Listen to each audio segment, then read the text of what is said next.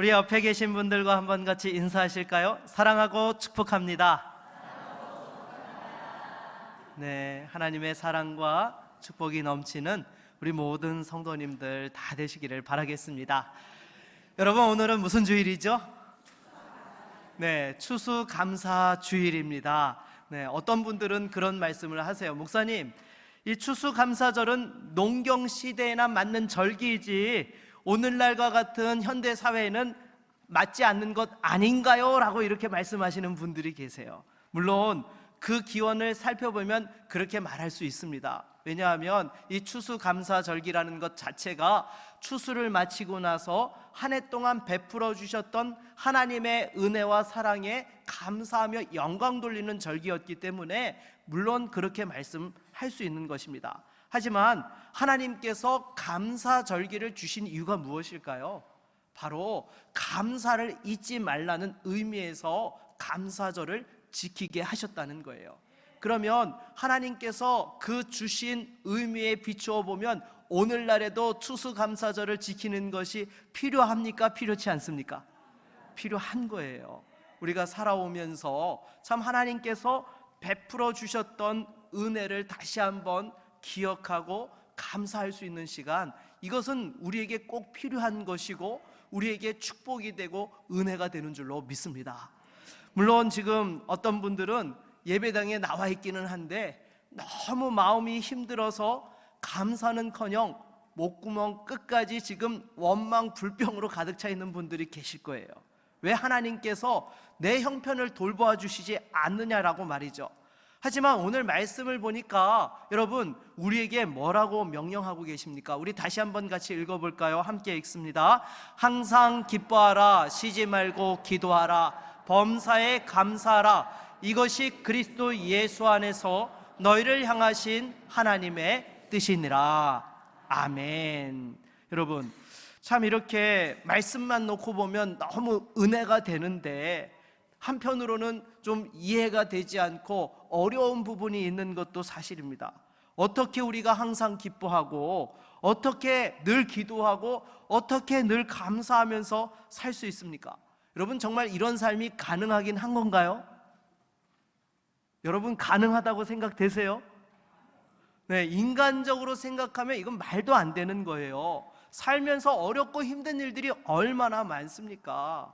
여러분, 지금 정말 너무나 여러 가지 삶의 문제로 힘들어하는 분들 많이 계실 거예요. 그런데 문제는요, 18절 하반절 말씀 보니까 이것이 그리스도 예수 안에서 너희를 향하신 하나님의 뭐라고요? 뜻이니라. 네, 이거는요, 내가 원한다고 해서 그렇게 하고 원치 않는다고 해서 안 하고의 문제가 아니라는 거예요. 하나님의 뜻이라고 분명하게 말씀하고 있는 것입니다. 그렇다면 여러분, 하나님께서는 불가능한 것이 있으십니까? 없습니다. 모든 것을 행하실 수 있는 전능하신 하나님이세요. 그런 분께서 우리에게 항상 기뻐하고 쉬지 말고 기도하며 범사에 감사하라고 이렇게 말씀하고 있다는 것은 우리가 그런 삶을 살 수 있다는 거예요. 어떻게 하면 그런 삶을 살 수 있을까요? 오늘 본문을 통하여서 우리에게 주시는 교훈을 같이 살펴볼 수 있기를 바라겠습니다. 먼저 첫 번째로, 여러분, 미래를 보장받았기 때문에 감사하시기 바랍니다. 여러분, 우리가 오늘 말씀은요, 실은 내가 할 수 있는 영역의 말씀이 아니에요. 이러한 삶을 살기 위해서는요, 누가 도와주셔야 돼요? 하나님 도와주셔야 돼요.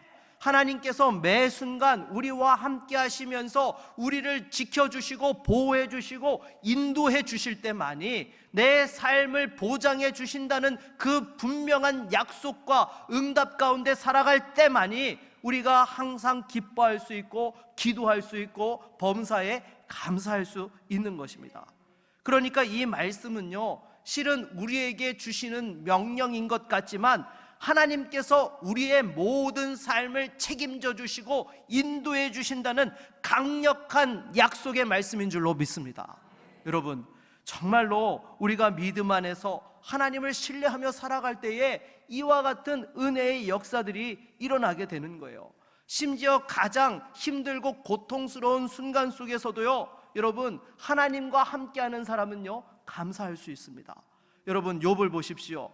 가족과 또한 재산과 건강 모든 것을 순식간에 잃었잖아요. 한꺼번에 갑자기 그 어려움이 다가왔던 것입니다. 한 가지만 일어나도 감당하기 힘든데 그 상황 속에서 욥이 뭐라고 고백했습니까? 우리 욥기 1장 21절 말씀 같이 한번 읽어보겠습니다. 이르되 내가 모태에서 알몸으로 나왔사온즉 또한 알몸이 그리로 돌아가올지라. 주신 이도 여호와시요 거두신 이도 여호와시오니 여호와의 이름이 찬송을 받으실지니이다 하고. 아멘. 여러분, 욥이요, 인간적으로 한 가지만 닥쳐도 얼마나 어렵습니까? 순식간에 재산이 다 날아가면 그것은 정말 감당하기 어려운 고통이지 않겠습니까? 그리고 순식간에 가족들이 다 죽어버리면 얼마나 어렵겠습니까? 거기다가 병에 걸려가지고 정말 고통스러운 시간들을 보낸다는 것도 너무나 힘든데, 이 모든 것이 왔음에도 욥은 끝까지 믿음으로 하나님을 바라며 기다렸던 것입니다. 그랬을 때에 결국 갑절의 복을 하나님께서 다시금 부어주시고 해피 엔딩으로, 발음도 잘 안 나오네요. 해피 엔딩으로 그 삶을 끝나게 하시며 풍성한 감사의 제목을 주셨던 거예요. 여러분, 우리가 범사에 감사하고 기뻐하며 기도하는 것은요, 선택의 문제가 아니에요. 이거는요, 여러분, 당연한 것입니다. 왜요? 하나님께서 우리 삶의 주관자 되시기 때문이에요. 예수 그리스도를 주로 고백하는 자들은 하나님께서 자녀 삼아 주시고 그 영혼의 아버지가 되어 주셔서 그 삶을 돌보아 주시는 것입니다. 그러니 당장 인생 가운데 어려움이 있고 고난이 있다 할지라도 그 결론은 분명히 해피 엔딩으로 끝나는 거예요. 여러분, 이건 절대 진리입니다. 성경의 인물들이 증언하고 있어요. 여러분, 조금 전에 말씀드렸던 욥도 그렇고요. 여러분, 또한 요셉도 그렇죠. 애굽의 종으로 팔려갔는데 그 결국은 뭘로 끝났어요? 애굽의 총리로 끝났어요. 여러분, 다윗도 그렇잖아요. 사울 왕에게 쫓겨다니는 도망자였지만 그 결국은 영광스러운 가장 이스라엘에서 선한 왕으로 추앙받는 그러한 왕으로서의 쓰임받고 인생을 마치게 되었던 것입니다. 우리 예수님도 또한 동일하시죠. 아무 죄가 없으심에도 저와 여러분의 죄를 대신 지시고 십자가에 달려 돌아가셨지만 3일 만에 부활하셔서 영광의 주, 생명의 주가 되셨던 것입니다. 여러분, 하나님을 의지하는 사람은요, 지금 당장은 힘들더라도 그 결론은 반드시 성공으로 끝났던 것을 우리는 잊지 말아야 되는 것입니다. 그리고 하나님께서는 또한 이 땅에서 모든 결산을 하지 않으세요. 어떻게 보면 이 세상에서의 삶은요, 그냥 맛보기 결산인 거예요. 진짜 우리에게 주어지는 결산은 언제 하죠? 죽음 이후에 여러분 하게 되는 것입니다. 히브리서 9장 27절 같이 한번 읽어볼까요? 같이 읽겠습니다. 한번 죽는 것은 사람에게 정해진 것이요 그 후에는 심판이 있으리니. 아멘. 죽음으로 여러분 모든 것이 끝나는 것이 아닙니다. 사람에게는요 영원이 있어요. 우리는 언제나 이 영혼을 사모해야 되는 것이죠. 그런데 그 영혼에도요 두 가지가 있다라는 거, 여러분 지난주에도 제가 말씀드렸지요. 영생만 있는 것이 아니라 또 무엇도 있어요? 영벌도 있습니다. 여러분, 이 땅에서 죄의 문제를 해결하지 못하면 아무리 세상에서 성공적인 삶을 살았던 것 같아도 결국에는 영원한 실패자가 되고 마는 것입니다. 그러니까 진짜 실패자는 이 땅에서 지금 실패를 당한 사람이 아니라 죄 문제를 해결하지 못한 사람이 진짜 실패자인 것이죠. 당장 눈앞에 시험에서 실패할 수 있습니다. 그러나 영생을 얻은 사람은요 결국에는 성공자인 거예요. 그러니까 항상 기뻐하고 쉬지 말고 기도하며 범사에 감사하는 것이 당연한 것이죠. 여러분, 요한복음 14장 1절로 2절 말씀 우리 한번 같이 읽어볼까요? 같이 읽겠습니다. 너희는 마음에 근심하지 말라. 하나님을 믿으니 또 나를 믿으라. 내 아버지 집에 거할 곳이 많도다. 그렇지 않으면 너희에게 일렀으리라. 내가 너희를 위하여 거처를 예비하러 가노니. 아멘. 여러분, 무엇하지 말라고요? 근심하지 말라. 우리 주님께서 분명하게 우리에게 말씀하고 계세요. 우리는 미래를 보장받은 사람이기 때문에 여러분, 어떠한 상황들 속에서도 염려치 아니하고 담대하게 하나님이 주시는 평강 가운데 살아갈 수 있는 것입니다. 물론 여러분, 이 세상 사람들은요, 노후에 무엇이 많으면 좋다고 생각해요? 연금이 두둑하면 좋다고 생각해요. 그렇잖아요, 여러분. 그런데 이 연금과는 비교 자체도 할 수 없는 보장을 받은 사람들이 누구예요?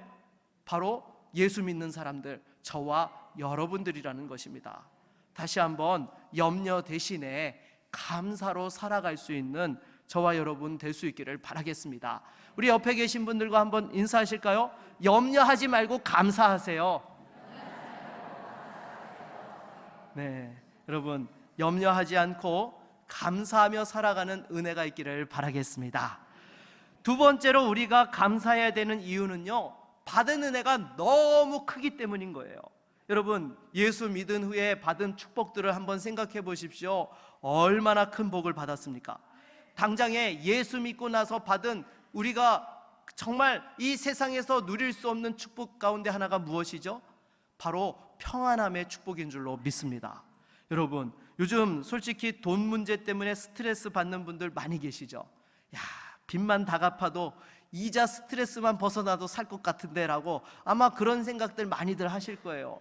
영끌 해가지고 집 샀는데 이자가 이렇게 따블로 오를 줄 누가 알았겠습니까? 여러분, 이거는요, 여러분들만 고민하며 사는 거 아니에요. 저도 똑같습니다.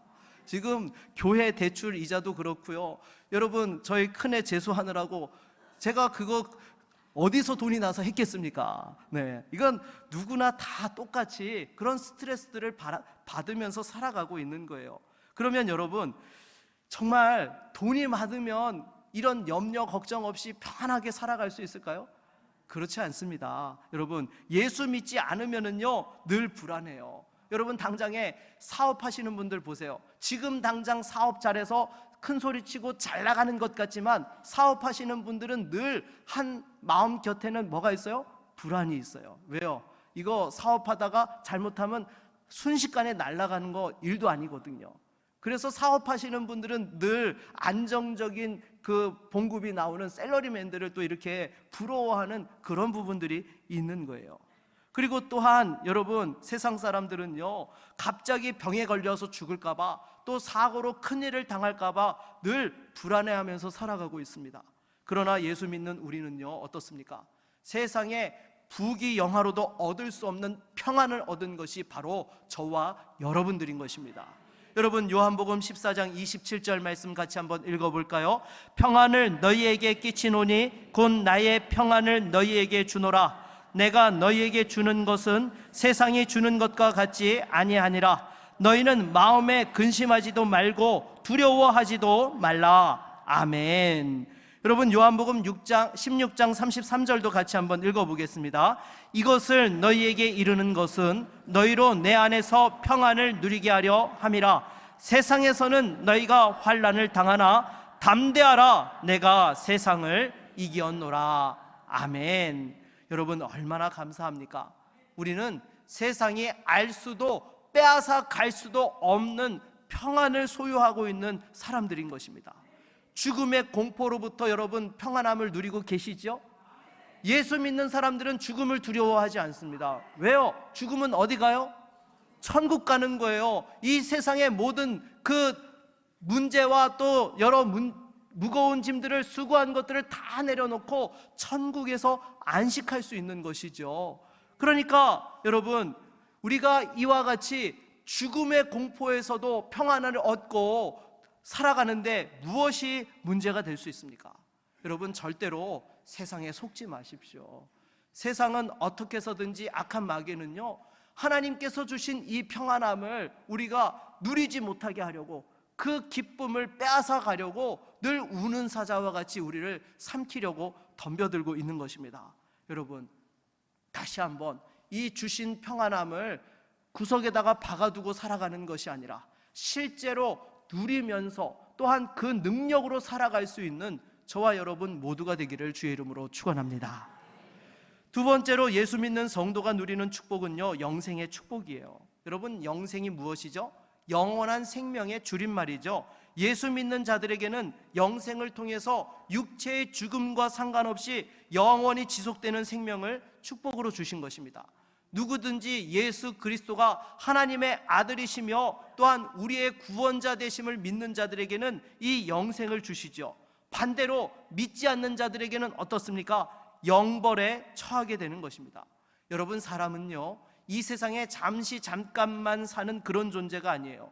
육체는 잠들 수 있어도 우리 영혼은 천국에서 안식하다가 다시 오시는 주님이 재림하실 때에 그날에 우리의 육체도 영광스러운 부활을 하며 또 영원한 천국의 기쁨을 누리게 되는 것이죠.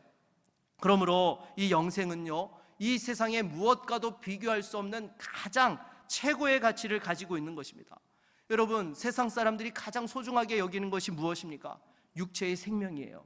그 육체의 생명과도 비교할 수 없는 가치를 가진 것이 바로 이 영혼의 생명인 것입니다. 예수를 믿지 않으면요, 육체의 생명이 있더라도 그 영혼은요, 죽은 것입니다. 여러분, 죽음의 본질이 무엇입니까? 사라지는 것이 아닙니다. 죽음의 본질은요, 관계의 단절인 거예요. 여러분, 우리가 사랑하는 가족들이 이 세상을 떠나게 되면 왜 슬퍼합니까? 더 이상 관계할 수 없기 때문에 슬퍼하는 거예요. 관계가 단절되기 때문에 슬퍼하는 것이죠. 영적으로도 마찬가지입니다. 예수 믿지 않는 사람들은요, 하나님과의 관계가 단절되어져 있는 거예요. 그런데 예수 그리스도를 믿게 되면 그 영혼이 생명을 얻고 또한 하나님과의 관계가 성립되는 것이죠. 그래서 하나님이 누가 되세요? 우리의 아버지가 되시고 또한 우리는 그분의 자녀가 되는 것입니다. 여러분, 이 진리는요, 예수를 믿을 때만이 깨달을 수 있는 것입니다. 진리 대신 예수님을 만날 때만이 자유를 누리며 그 생명의 축복을 또한 깨닫고 소유할 수 있게 되는 것입니다. 그러기에 이 영생을 소유했다면 당연히 어떻게 해야 돼요? 항상 기뻐하고 쉬지 말고 기도하며 범사에 감사하며 살아야 되는 것이죠. 우리 옆에 계신 분들과 한번 같이 인사하겠습니다. 영생이 있음에 감사합시다. 네. 여러분 안에 무엇이 있으세요? 영생이 있습니다. 여러분, 이건 세상이 빼앗아갈 수 없어요. 이것으로 인해서 다시 한번 감사의 능력을 회복할 수 있기를 바라겠습니다. 마지막으로 오늘 본문에서 우리에게 주시는 교훈은요, 범사에 감사하라는 것입니다. 여러분, 범사에 감사한다는 것이 무엇입니까? 이거는요, 아무리 사소하게 보이는 작은 일에도 감사하라는 것이죠. 왜 그렇습니까? 우리가 살아가면서 일어나는 그 모든 일들이 실은 누구와 관계되어져 있어요? 하나님과 관계되어져 있어요. 그래서 여러분, 하나님께서 이 세상의 모든 것들을 주관하고 계십니다. 심지어 공중에 나는 새 한 마리도 누가 키우고 계세요? 하나님께서 기르시고 계세요. 마태복음 6장 26절 우리 한번 같이 읽어보겠습니다. 같이 읽습니다. 공중의 새를 보라. 심지도 안하고 거두지도 않고 창고에 모아들이지도 아니하되 너희 하늘 아버지께서 기르시나니 너희는 이것들보다 귀하지 아니하냐. 아멘. 여러분, 생각해 보세요. 새들이요, 무엇을 먹을까 걱정해가지고 가가지고 씨를 뿌리고 그것을 열심히 농사를 지어가지고 때가 되어서 거두어 먹습니까? 그렇지 않습니다. 새는요, 그런 거 생각하지 않아요. 그냥 하나님께서 먹여주시고 입혀주시고 살 수 있도록 인도해 주시는 것이죠. 하물며 하나님께서 이 새들도 다스려 주시고 입혀 주시는데 우리 사람들에 대해서 책임지시지 않겠느냐라고 그렇게 말씀하는 것이죠. 사랑하는 여러분, 우리가 살아가는 매 순간이 은혜요 축복인 줄로 믿습니다. 여러분, 당장에 오늘 이 예배당에 여러분들이 이렇게 또한 건강하게 두 발로 걸어서 예배당에 들어와 예배할 수 있다는 거, 여러분 감사합니까? 감사치 않습니까? 감사하죠. 여러분 또한 여러분들이 지금 병원에 가보세요. 얼마나 많은 분들이 정말 교회에 오고 싶어도 또한 몸이 아파가지고 오지 못하는 분들을 볼 수 있습니다. 그리고 또한 여러분, 사랑하는 가족들이 우리에게 있다라는 거 또 얼마나 감사합니까? 부모님이 계시고 또 배우자가 있고 자녀들이 있다라는 것 정말 우리에게 주시는 또 귀한 하나님의 선물인 거예요. 여러분, 제가 전에도 말씀을 드렸지만 제가 저희 아이들 어렸을 때에 주변에서 얼마나 이 눈총을 많이 받았는지 몰라요. 아들만 셋만 나와서 무식하게 키운다고. 제가 살면서 무식하다는 소리 그때 처음 들어봤어요. 어떻게 무식하게 애들만 셋 낳았냐고. 누구는 낳고 싶어서 낳았습니까? 낳다 보니까 아들만 나왔죠. 근데 당시에 하필이면 그때 메달 시리즈 유행했던 거 여러분 아시잖아요. 딸아들 태어나면 금메달이고 뭐 이렇게 딸이면 은메달이고 뭐 어쩌고 저쩌고. 근데 이 아들 셋은 메달도 아니고 목메달이라고 해가지고 제가 정말 애국하는 심정으로 그런 마음으로 살았던 적이 있었어요. 근데 요즘은 보니까요, 아이들 보는데 너무 좋은 거예요. 정말 하나님께서 그때는 왜 딸을 안 주셨을까? 솔직히 저도 그런 생각 살짝 했거든요. 근데 요즘은요, 아들만 있어도 감사하더라고요. 하나님 주신 귀한 선물이구나. 네. 여러분, 그리고 또한 우리가 신앙의 자유가 있는 것도 얼마나 감사합니까? 당장에 북으로 300km만 올라가 보십시오. 거기에 신앙의 자유가 있습니까? 없습니다. 우리로부터 멀리 떨어져 있는 곳도 아니에요. 여러분, 300km면은요, 진짜 우리가 고속도로로 한 100km로 3시간 달리면 갈 수 있는 거리 아니겠습니까? 근데 여러분, 그곳에서는요, 하나님을 제대로 예배할 수도 없습니다. 그리고 공산주의 국가뿐만 아니라 또한 이슬람교를 국교로 삼고 있고 힌두교나 불교를 또한 국교로 삼고 있는 나라들 보십시오. 하나님을 정말 제대로 믿고 싶어도 믿을 수 없는 거예요. 그런데 우리는 지금 어디에서 살아가고 있어요? 자유 대한민국에서 살아가고 있어요. 여러분, 이게 우리에게 주신 하나님의 또한 선물이고 축복인 줄로 믿습니다. 그래서 여러분, 범사에 감사한다라는 것은요, 이와 같이 우리가 살아가면서 주어진 작은 것 하나까지도 다 감사하는 것을 이야기하는 것이고요, 거기에 더불어서 또 한 가지 의미가 있어요. 무엇인가 하면 끝까지 감사한다는 의미가 있어요. 여러분, 언제까지 감사하는 거라고요? 네, 범사에 감사하는 것은요, 사소한 것도 감사하지만 끝까지 감사한다는 의미도 담겨져 있는 것입니다. 솔직히 우리가 살면서 처음에는 감사하지만 시간이 지나면 그 감사한 것들을 어떻게 여겨요? 당연한 것으로 여겨요. 그러다가 더 시간이 지나면 심지어 어떻게 해요? 주신 것에 대해서 원망불평하기까지 한다라는 것이죠. 여러분, 지금 입시를 치르고 있는 가정이나 또 취업을 준비하고 있는 가정에서는 자녀들이 원하는 대학에 합격하고 또 직장에 취업하면 여러분 어때요?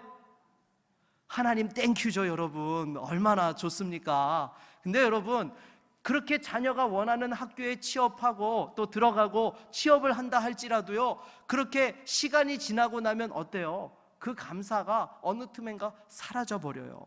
또 다른 사람들과 비교하면서 오히려 원망불평하는 상황까지 벌어지게 되는 것이죠. 여러분, 대표적으로 성경에 보게 되면 포도원 품꾼 비유가 그것을 말씀하고 있죠. 아침 일찍에 포도원에서 와가지고 일한 사람들은요, 처음부터 일할 수 있는 것에 대해서 무척 감사했습니다. 그런데 나중에 품삯을 받을 때 보니까요, 그 감사가 불평으로 바뀌었어요. 왜요? 아침 일찍 온 사람하고 오후 5시에 온 사람하고 똑같은 품삯을 받았기 때문인 것이죠. 자기는 더 받을 줄 알았는데. 그래서 감사한 마음은 온데간데 없어지고 주인에게 원망불평을 했던 것입니다. 그때 예수님께서 뭐라고 말씀하세요? 우리 마태복음 20장 16절 말씀을 같이 한번 읽어볼까요? 같이 읽겠습니다. 이와 같이 나중된 자로서 먼저 되고 먼저 된 자로서 나중되리라. 아멘. 여러분, 끝까지 감사치 못하고 원망불평하면 먼저 된 자가 어떻게 된다고요? 나중되는 거예요. 반대로요, 이 감사하면 나중된 자로도 뭐 할 수 있다고요? 먼저 된 자가 될 수 있다는 것입니다. 여러분, 우리가요, 하나님 앞에 감사를 하되 언제까지 감사해야 돼요? 끝까지, 하늘나라 가는 끝까지 감사할 수 있는 우리 모두가 될 수 있기를 바라겠습니다. 우리 옆에 계신 분들과 인사합시다. 끝까지 감사합시다. 네, 끝까지 감사하면서 우리는 승리해야 될 것입니다. 여러분, 하나님께서는요, 성도들이 이 땅을 살아가면서 최고의 감사 지수를 유지하며 살기를 원하세요. 여러분, 감사 지수가 의미하는 바가 무엇입니까? 이것은요, 영적인 상태를 나타내는 것입니다. 범사에 감사하면서 살아가는 사람은요, 여러분, 영적인 상태가 건강할까요? 병들었을까요? 건강해요. 여러분, 범사에 감사하는데 어떻게 영적으로 병들 수 있겠습니까? 여러분, 당장에 우리 옆에 계신 분만 봐도 어때요? 감사하시죠? 네, 우리 옆에 계신 분에게 한 번 더 인사하겠습니다. 옆에 계셔서 감사합니다. 네, 여러분, 정말 이렇게 함께 신앙생활 할 수 있다는 것도 얼마나 감사의 제목인지 몰라요. 그래서 범사에 감사하는 사람은요, 영적으로도 건강한 것이죠. 하나님과의 관계도 좋고 늘 풍성한 삶을 살아갈 수 있게 되는 것입니다. 그런데 범사에 감사가 아니라 원망, 불평으로 살아가게 되면 영적으로 어떻게 됩니까? 병들게 되는 것이죠. 당연히 하나님과의 관계도 답답한 상황이 되는 거예요. 하나님만 바라보면 무슨 말부터 나와요? 하나님, 정말 저한테 이러시기에요? 어떻게 저한테 이런 상황을 만들어 주십니까? 이렇게 하나님 앞에 원망하는데 하나님과의 관계가 어떻게 여러분 정말 풍성하고 누림이 있겠습니까? 여러분 이것은요, 무엇보다도 선택의 문제라는 것을 여러분 분명히 깨달을 수 있기를 바라겠습니다. 정말 깊이 있는 감사는요, 주어지는 게 아니에요. 그거는요, 선택하는 거예요. 여러분, 똑같은 상황들 속에서도요, 어떤 사람들은 감사하는가 하면 어떤 사람들은 불평을 합니다. 여러분, 여기 컵에 보면은 물이 있습니다. 그렇죠? 네, 제가 한 모금 마시고 말씀 나누겠습니다. 여기 이제 물을 제가 한 모금 마시니까요, 물이 어떻게 됐어요? 네, 얼만큼 있어요? 네, 어떤 분들은 반이나 남아 있어요 라고 말씀하시고, 또 어떤 분들은 뭐라고 얘기하세요? 반밖에 없어요. 여러분, 반이 있는 것은 팩트예요. 그런데 보는 관점에 따라서 이게 반이나 남을 수도 있는 거고요, 반대로 반밖에 남지 않을 수도 있다라는 거예요. 그러니까 여러분, 우리가 살면서 똑같은 상황이지만 감사할 수 있느냐, 원망 불평할 수 있느냐, 이거는요, 내가 뭘 선택하느냐에 따라서 달라지는 것입니다. 하나님이 나와 함께 하시기 때문에 이 어려운 상황 속에서도 하나님께서 반드시 도와주실 것을 믿는 사람은 감사하면서 그 어려움을 이겨나가는 것이고요, 또한 여러분, 믿음이 부족해지면 어떻게 돼요? 하나님이 어떻게 이러실 수 있느냐고 똑같은 상황인데도 원망 불평하게 된다라는 거예요. 여러분, 진짜 깊이 있는 감사는요, 주어지는 게 아니에요. 내가 선택하는 것입니다. 여러분, 지난 주간에 수능 시험이 있었는데요, 아마 마음이 힘든 수험생들과 가족들이 많이 있을 거예요. 당장에 2년 전에 저희 큰애가 대학을 준비하면서 수시 10장을 썼는데 다 떨어졌던 거 여러분 아시죠? 그때 연락 온 것은요, 추가 합격을 열심히 기다렸는데 연락 온 것은 기숙학원밖에 없었어요. 힘들고 어려운 시간이었지만은 오히려 감사와 축복의 시간이 되었습니다. 왜냐하면 이 아이가 그 1년 동안 재수를 하면서 하나님을 깊이 만나게 된 거예요. 자기 힘으로 그 어려운 순간을 어떻게 이겨냅니까? 그러니 당연히 하나님 앞에 엎드릴 수밖에요. 그리고 하나님 의지하였더니 또 하나님께서 그 앞길을 잘 열어주셔서 정말 하나님 앞에 감사하고 또 부모의 은혜에 감사할 줄 아는 그러한 소중한 시간들을 경험할 수 있게 되었던 것이죠. 그런데 둘째도 지난주에 수능 시험을 치렀는데요, 이 모든 과목이 평상시보다 점수가 잘 안 나온 거예요. 첫 번째 시간에 국어 시험지를 받고는 펑펑 울었다는 거예요. 아니, 어떻게 이렇게 문제를 어렵게 내냐고. 그래가지고 정말 낙심을 너무 많이 한 것입니다. 왜 하나님께서는 자기를 도와주시지 않냐고. 아니, 몰라서 틀린 것은 그렇다 하더라도 어떻게 둘 중 하나 찍은 거 다 틀릴 수 있냐고. 네, 덕분에 영어 한 문제만 더 맞았어도 수능 최저를 맞출 수 있었는데 갈 학교가 없다고 지금 이만저만 낙심해 있는 것이 아니에요. 제가 그래서 3일 동안 붙잡고 한참을 이야기했습니다. 얘야, 시험 한 번이 너의 인생에 정말 모든 것을 결정하는 것이 아니다. 하나님이 계시지 않느냐. 너가 여기까지 지금 올 수 있게 된 것도 하나님 지켜주신 것이고 하나님께서는 반드시 합력해서 선을 이루시는 분이야. 너 큰형 봤잖아. 그리고 성경의 요셉도 봐라. 그러면서 제가 그렇게 붙잡고 계속해서 이야기를 했어요. 그러면서 이 아이가 그러는 거예요. 아빠, 그러면 저 독학 재수하고 싶어요. 이렇게 얘기를 하는 거예요. 네. 야, 그래도 일단 하나님께 감사해라. 그리고 아빠, 너 재수시켜 줄 돈 없다. 지금 큰형 재수시키느라고 돈 다 써가지고 지금 뭐 너 원하는 학교 가고 싶어서 재수하려면 네가 기도해라. 하나님 응답 주시면 너 할 수 있는 거고, 하나님 응답 안 주시면 할 수 없는 거야 라고 제가 아이에게 그런 말을 했습니다. 여러분, 감사를 선택하면은요, 하나님께서 반드시 풍성하게 해주시는 줄로 믿습니다. 여러분, 그러나 감사 대신에 원망 불평을 선택하게 되면 어떻게 돼요? 있는 축복은 말할 것도 없고 예비된 축복까지도 다 까먹게 되는 거예요. 여러분, 그렇잖아요. 이스라엘 백성들이 출애굽해서 가나안 땅이 약속되어져 있었어요. 그리고 그 광야를 지나는데도 하나님께서 복 주셨어요, 안 주셨어요?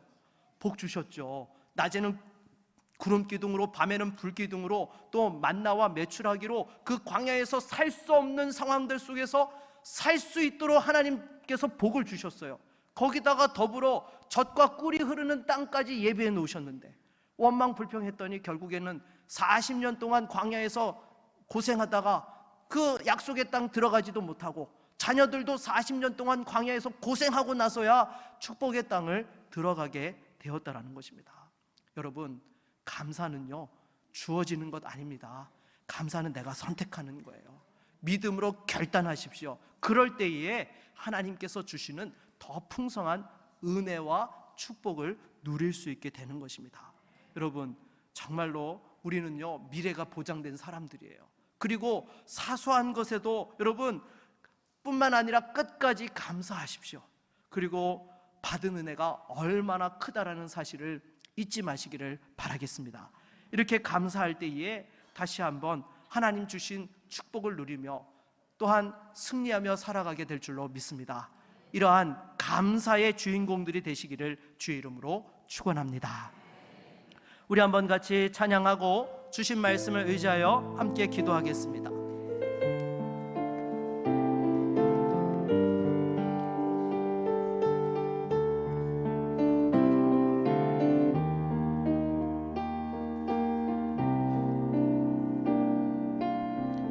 거룩하신 하나님,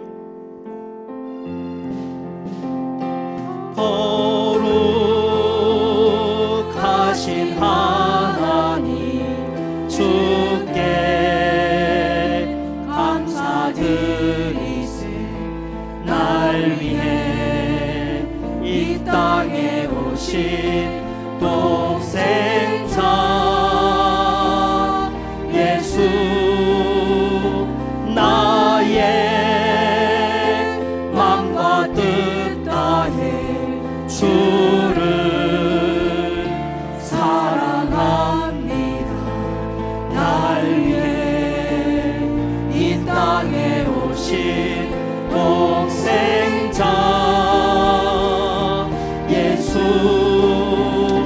내가 약할 때 강함 주고 가난할 때 우리를 의롭게 하신 나의 주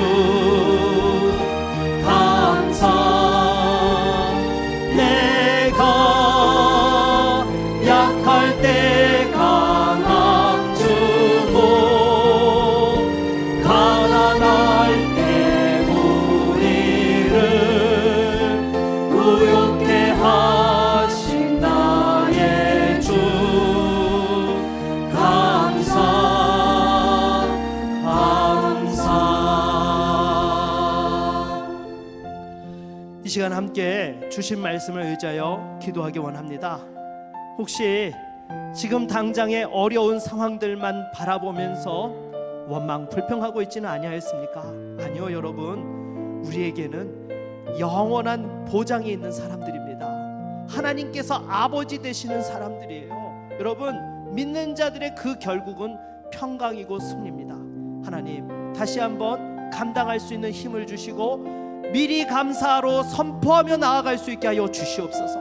반드시 우리의 가정의 자녀들에게 또한 우리 인생 가운데에 주님의 몸된 교회 하나님 역사해 주실 줄로 믿습니다.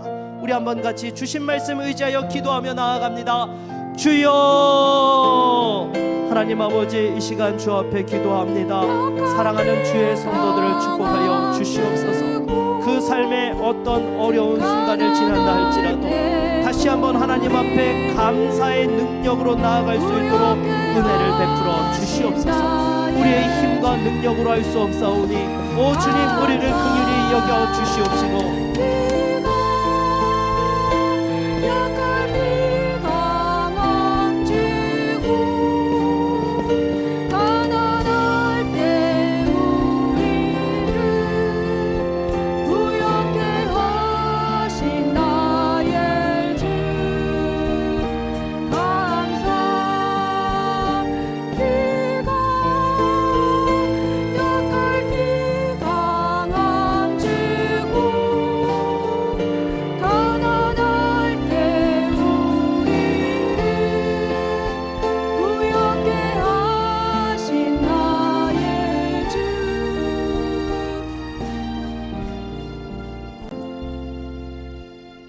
예수님의 이름으로 기도드립니다.